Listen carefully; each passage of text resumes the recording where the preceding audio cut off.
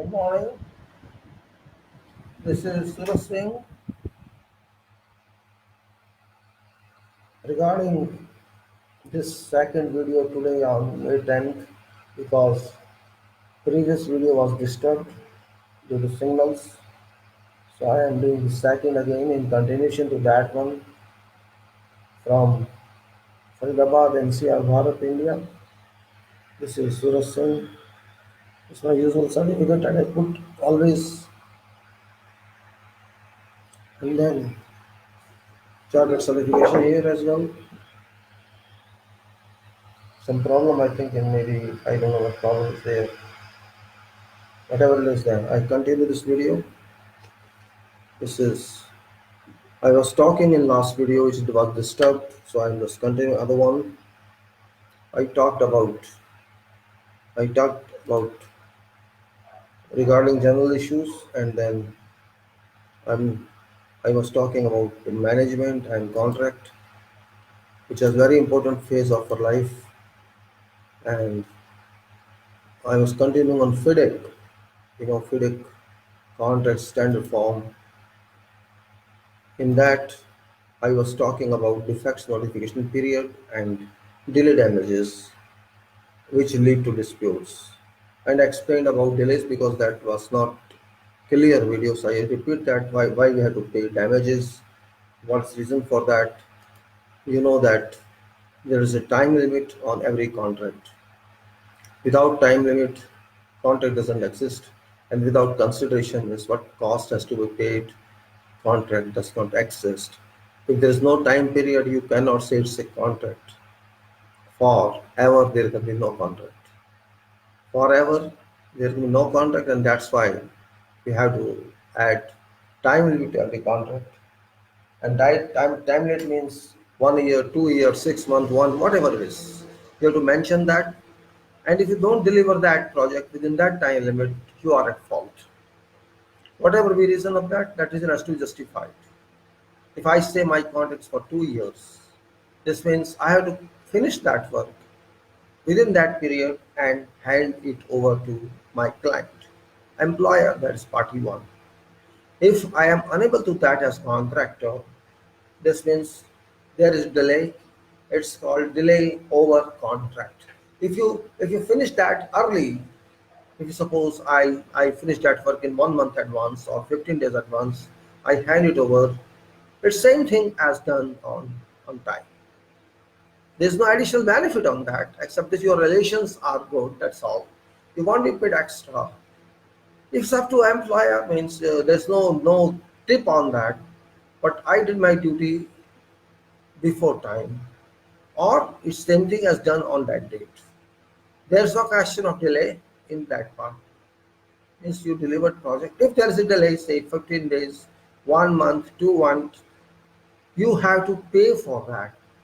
That's called LD, liquidated damages, which is clearly mentioned on contract. If that is not mentioned, then there's a problem.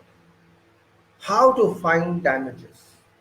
So just to hold that, just to solve that problem, a term is already there, liquidated damage, we generally call it LD, and that is damages because you are not delivering this project in time. This damage is maximum that can be caused to employer. Employer cannot claim more than that, even if there is undue delay. And generally, this is limited to 10% of project cost, contract cost on civil construction projects, and that's made possible if 15% on mechanical projects. So this 10% is a maximum, not more than that. This is general practice. Maybe more in future or less, if I can't say, but currently 10% is a maximum. If suppose your contract is 100 crores, maximum you can charge is 10 crore. Each day is defined. You cannot say this I charge 10% for this. Each day penalty is defined.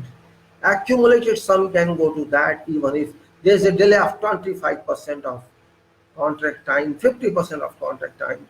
Maximum damage you can charge is this. That is convention according to FIDIC also. The question is it free? You can just charge, or contract shall pay easily? No. This is bound by many conditions. First of all, it is to be established whose fault is on delay. If contractor delayed, or it's delayed for some other reason, or it's delayed by taking no decisions from employer, or something else. This has to be taken into consideration on that delay.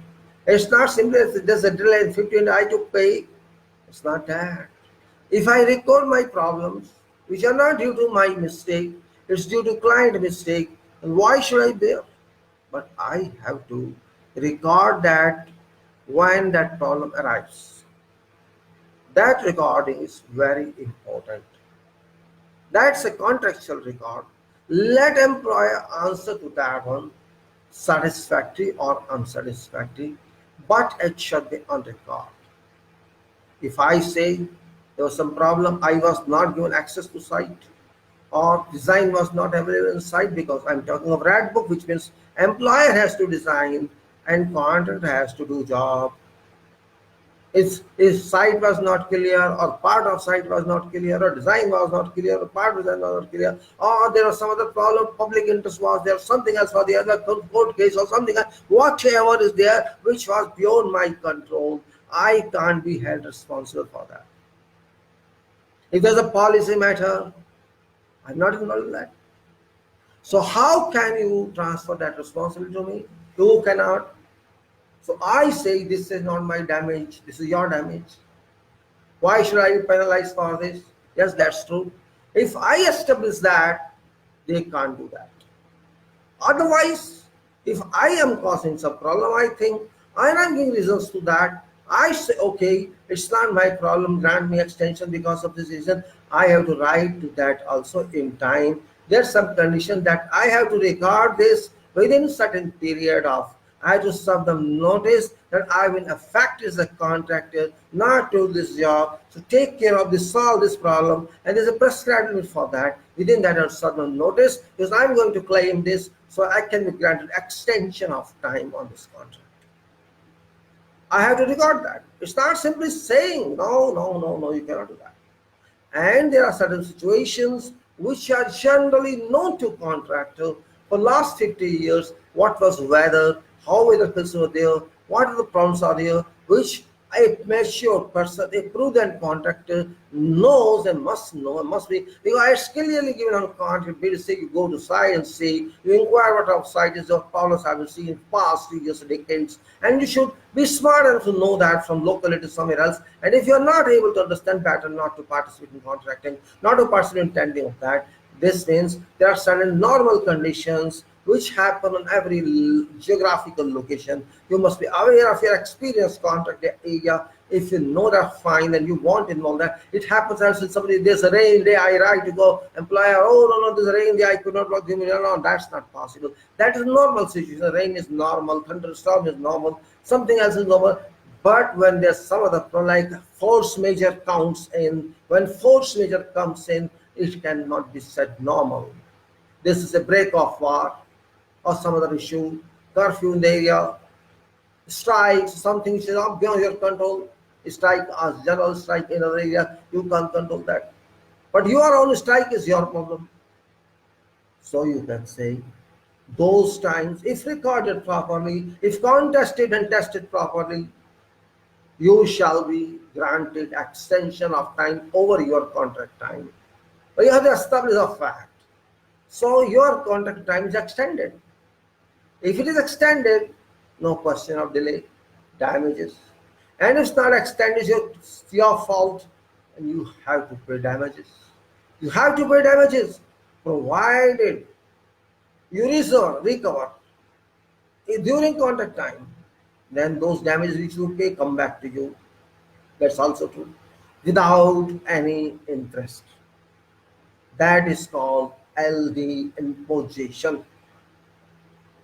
If I am able to recover lost time, I must be recompensated that one and if your fault, and I seek extension based on that issue, and it's well recorded, that you can say documented, I must be paid extension of time, and for that extension of time no damage can be imposed on me. That is called delay damages. So this I tried to explain to you. Term is very small, but its aftermaths, its implications, its complexities are very big. Because if you are charged 10% of contract cost, you cannot make money. Because general profit is less than that, you are losing your profit and maybe more due to other liabilities due to delay. You have to pay extra to your workers. You have to pay extra to your banks. So that overshadows what you get. Therefore, this is very much contractual problem, and you must have certain experience, hands on this to deal with.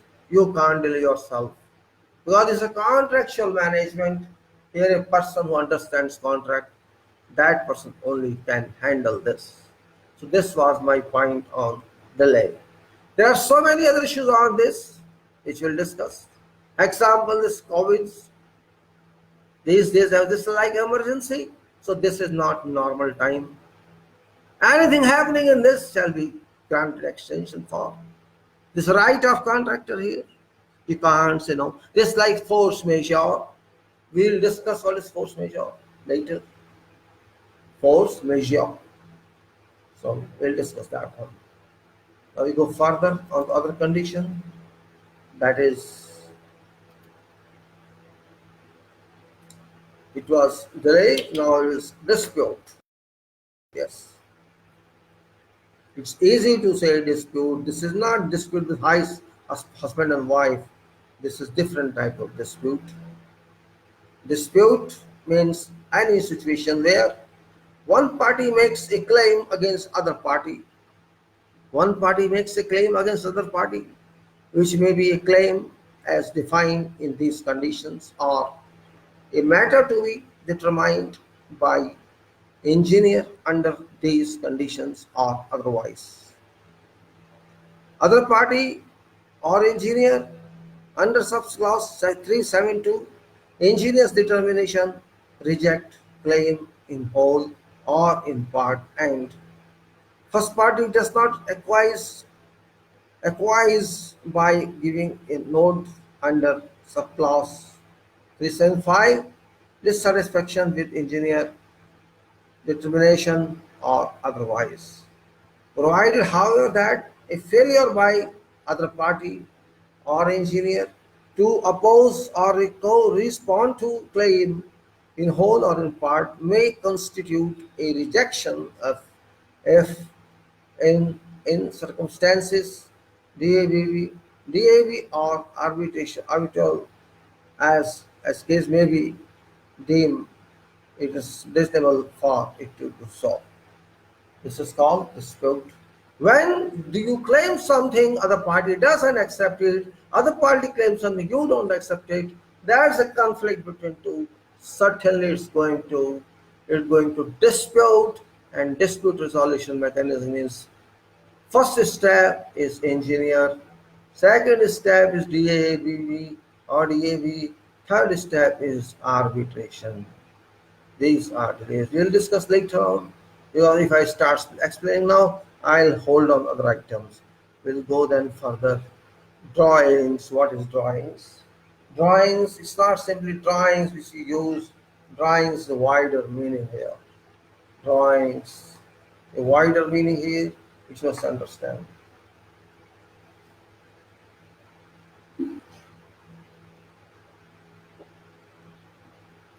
Drawing means drawings of works included in contract, and any additional or modified drawings issued by or on behalf of employer in accordance with contract. It is simply said.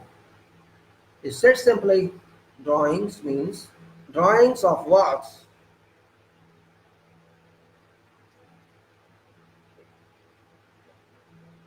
included in contract and any additional and modified works or drawings used by or on behalf of employer in accordance with contract. Now question says means drawings of works. Means drawings for permanent works, not for works actually. Because it said included in contract, and works included in contract means permanent work, because there are three types of works. Permanent works is called permanent works. There is a preparatory works and there is a temporary works. So it's calling permanent works drawings, which means permanent members.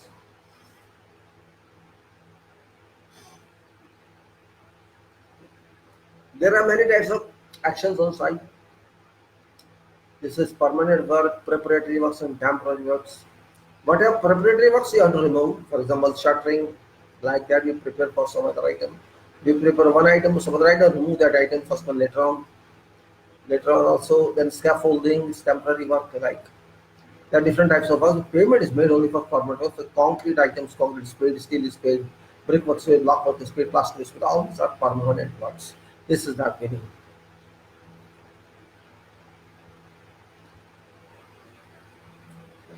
Then preparatory works and temporary works, these drawings, contract has to prepare, not employer, because it's your responsibility to deal with temporary and preparatory works. Then employer, 131, employer. What is employer? Employer means person named as employer in contract data. Person named employer in contract data and legal successions entitled to person. So employer means owner of project, you can say, who shall pay you for works you do, who shall sign your contract as first party, and you shall sign as second party as contractor. So that is employer who is on contract as party one. It's not written here, but I'm explaining to you. Party one is employer and party two is contractor. Engineer doesn't exist on that contract as party. Engineer as is there as supervisor, as surveillance, or as an expert. That's expert person, not part of that person, but role is there. Engineer's role is there. Now, employer's equipment. What is employer's equipment? Employer's equipment means apparatus, equipment, machinery, construction plant, or vehicles, if any, to be made available by employer for use of contractors under subclause, whatever it is. Employer supplied materials, whatever are these, and employer's equipment, but does not include plant which has not been taken over. This is employer's equipment. Then employer's personnel. These were equipment, and now staff, you can say, personnel, you can say. This means engineer, engineer's representative, if appointed, assistants described in subclasses, delegation by engineer, and all staff, labor, other employees of engineer and of employer engaged in fulfilling employer's obligations under contract, and any other personnel identified as employer's personnel by a notice from employer or engineer to contractor. So this is the channel is personal employer. Now we talk about employer supplied materials, just like personal, just like that equipment. Now question is of materials, and means means means means the material, if any, to be supplied to employer. Material, if any, to be supplied by employer to contractors under subsection subclass 2(6), employer supplied materials and employee. That's what we say. It's just informative terms. Now we go to engineer. What is engineer? Engineer. This term is very important one for everybody to understand. On contract it is. Its contract is means this is very important from viewpoint of contract. What is engineer? It means person named in contract data appointed by employer to act as engineer for purpose of contract or any replacement appointed under subclause 36, replacement of engineer.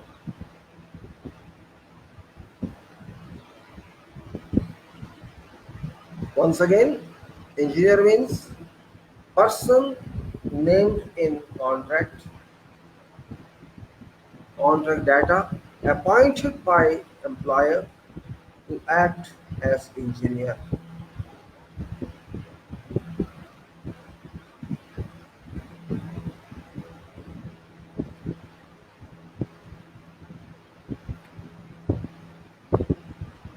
For purposes of contract or any replacement appointed under subclause 36, replacement of engineer. Here I will add a lot because this is very important term and it can cause confusion to everyone.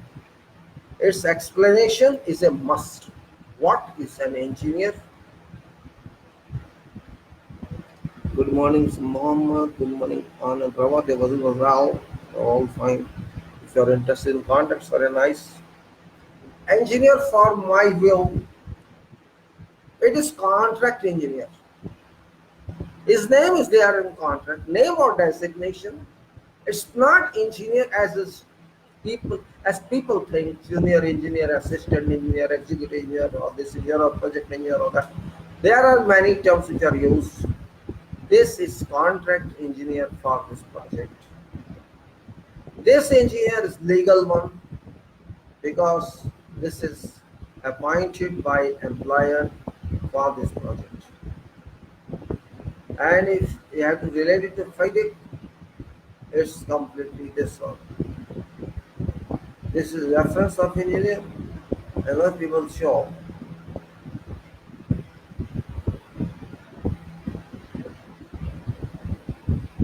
Engineer means he has to decide, he has to design, he has to advise employer, he has to advise expenses. Engineer has to tell him budget. This is budget required. This is a scheme. Option is there. This is what can we do. This is what can we achieve. This is time we can do it. All that engineer has to do. It's complete for project. Here question is not is civil engineer or not civil engineer or architect. That's not a question here. Question is designation and responsibility. Contract says this person is making contract between two parties, employer and contractor, says that this person is your basis. Whatever this person says, you both have to do, employer and contractor. This means is that this title engineer says employer do it and contractor do it, you have to do it. This person is support to both. And this person is dictate to both as well. Both support and dictate. Here question is, if he is an employee, engineer is an employee, that's something else, but responsibility is same. If that is not an employee but a professional or freelancer, where charges fees towards work, responsibility is also different but same. Results are same. Here, when you are employee, you are liable to technical extent, not to extent of excellence. Because there is other part, you are studying somewhere else in these new countries, you will find engineer has varied meaning. It's not easy term as defined in one line. This means you need a professional who is of caliber to advise to you, to submit explanation to you, to tell you what is right, what is wrong about this project, advise you should do this project, you should not do this project, and devise everything for this project from its beginning to its end, in and surveillance and doing all supervision and taking responsibility of technical issues, time issues, managerial issues, administration issues on this project is also a person who is professional to take same thing and in government chief engineer who is responsible technically and other engineers are supporting him. Same definition applies here. They say this here, they only say engineer, but they are not the supporting engineers, delegated engineers. Chief engineer is real engineer.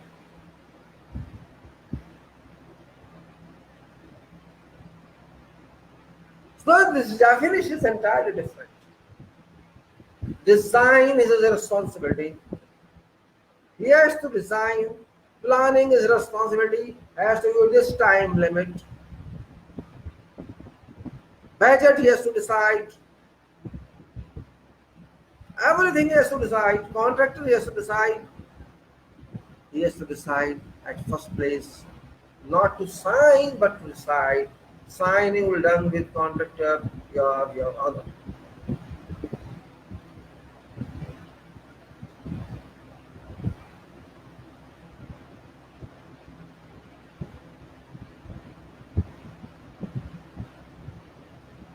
So here is the wide meaning of engineer.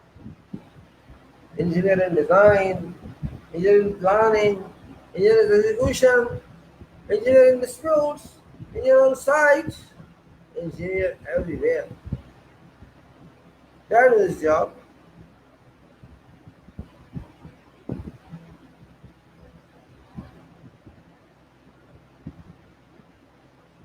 So we understand that what is engineer. Engineer has to see site from remote. Though there is another person who is assistant, resident engineer, and many assistant, resident engineers, all work for engineer, but engineer is responsible for everything. So simple. No other person is responsible. Even if site engineer or resident engineer says there is nothing wrong, if engineer goes and finds wrong, he can reject it.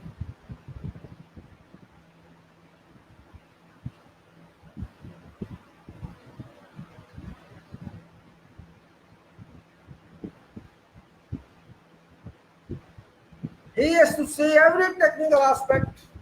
He has to see extra items as well. He has to see substitute items as well. He has to see side memos. He has to see engineering instructions. Miscellaneous stuff. That is responsibility. That's what I will explain later on what we're talking about.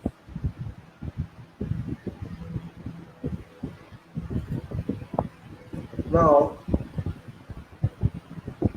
I know the engineer's representative. What is the engineer's representative? Engineer's representative means who is representing him on site? Who's that? On site, someone is responsible for you. Somebody is accountable to engineer. That is site staff. That is representative on sites. Engineer's representative on site.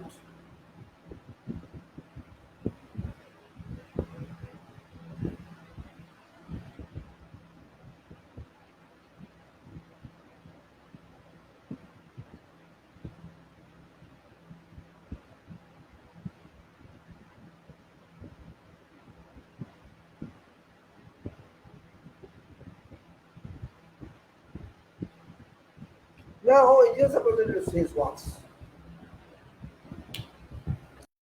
natural person who may be appointed engineer under engineer. That's it. Engineers representative. That person shall represent engineer in every case on site. He shall go as engineer wants to go or cancel as he wants to go.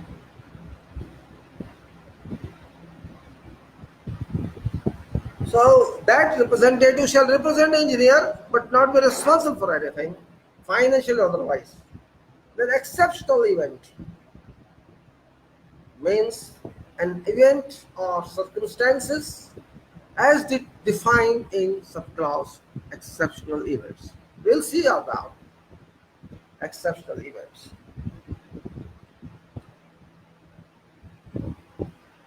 Then extension of time as I did, EOT, means an extension of time for completion under subclause 8.5, extension of time. Okay. Oh, further. FIDIC. FIDIC. What is FIDIC? Means Federation International des Ingenieurs Consulate.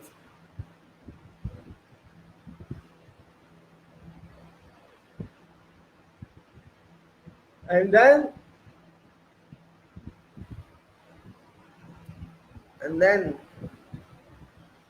International Federation of Consulting Engineers. Final Payment Certificate, FPC.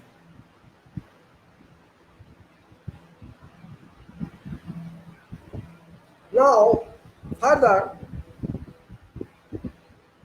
it's FIDIC. I say we are doing FIDIC. Final Payment Certificate means payment certificate issued by engineer under subclass 14. We'll see.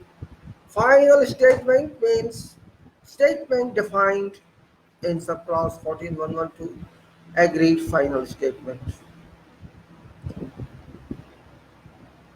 Forged foreign currencies.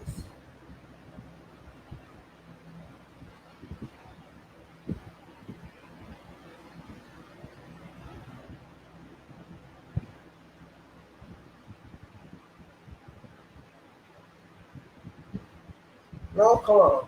What is final settlement? Final payment certificate means payment certificate issued by engineer under subclass 14.13 issued for FPC. Final statement means statement defined in subclass 14.11.2. Agreed final statement. And foreign currency means a currency in which part or all are of state or contract or negotiations.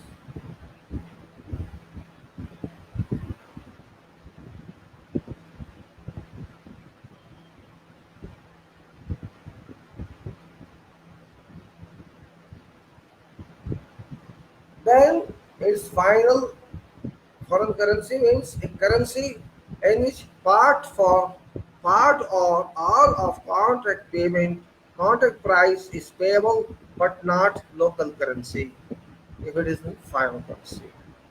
General conditions. What is general conditions?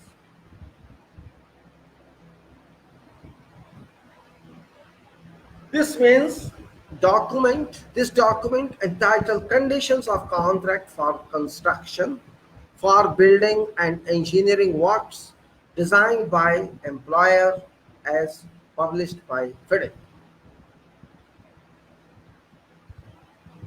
Means this document entitled General Conditions or Conditions of Contract for Construction for building and I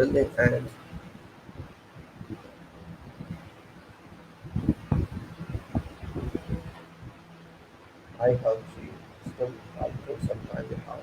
Now goods, GOODS. Goods means contractors' equipment, materials, plant and temporary works or any of them as appropriate.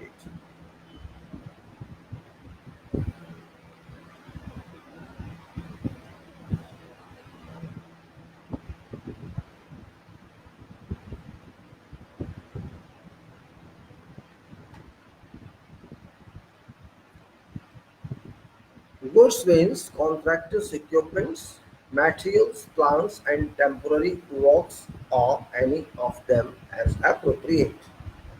Interim payment certificate IPC. Interim payment certificate means a payment certificate issued by engineer for an intermediate payment under what happened? What's happened this? Why is gone? No, now there's some disturbance again. I don't know why. Oh, anyway, it's continuing. Interim payment certificate means a payment certificate issued by engineer for an interim payment under subclass 14.6. We'll see. Joint venture. What is joint venture? JV. Joint venture means a joint venture, association, consortium, or others. Unincorporated ground grouping of two or more persons.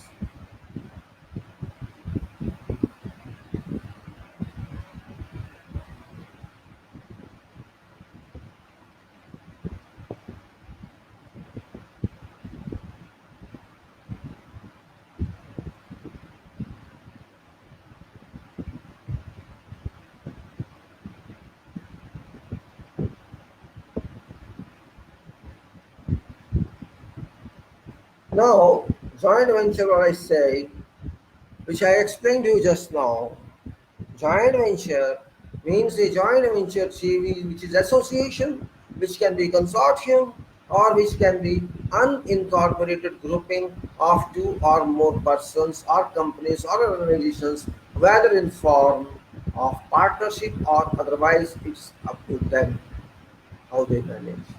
But they work together for different sections of this. Example, civil work who shall do, this part we shall do, that shall do, this is all we shall do, like nature is.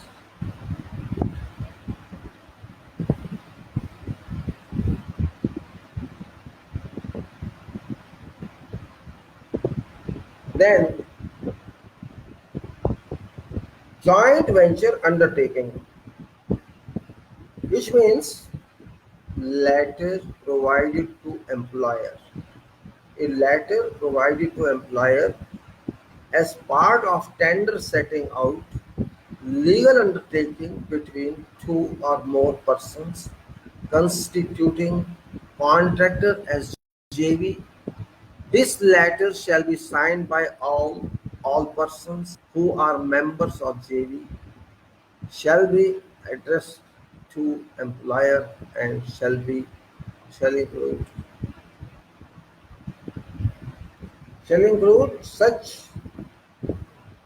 each such member's undertaking to be jointly and severally liable to employer to be to performance for performance of contractors. So,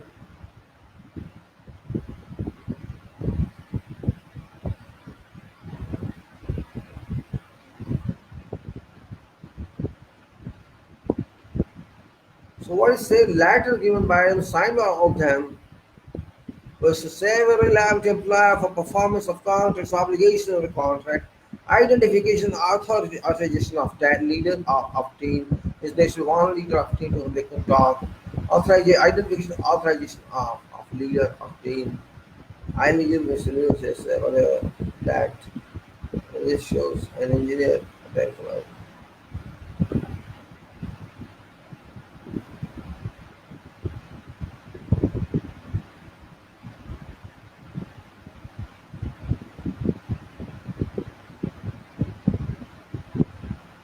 So what it says, let us read again what is joint venture undertaking. This is a legal document that says this means letter provided to employer as a part of tender setting out legal undertaking between two or more persons constituting contractor as joint venture JV. This letter shall be signed by all persons who are members of JV, and be addressed to employer and shall include each such member's undertaking to be jointly and severally liable to employer for performance of contractor's obligations under contract and thus identification and authorization of each leader of JV and and identification of separate scope or part of works, if so, if any, to carry out of the means identification of separate scope or part of works, if any, and self-honors, self-honors carried out, if any, identification of separate scope or part of works, and if any, to self-honor.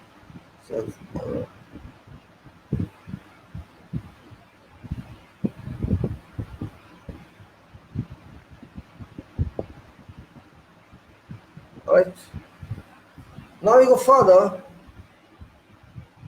Key personal, key positions of contractors' personnel other than contractors' representative that are stated in specifications, or you can say in your organization chart. Example, representative may be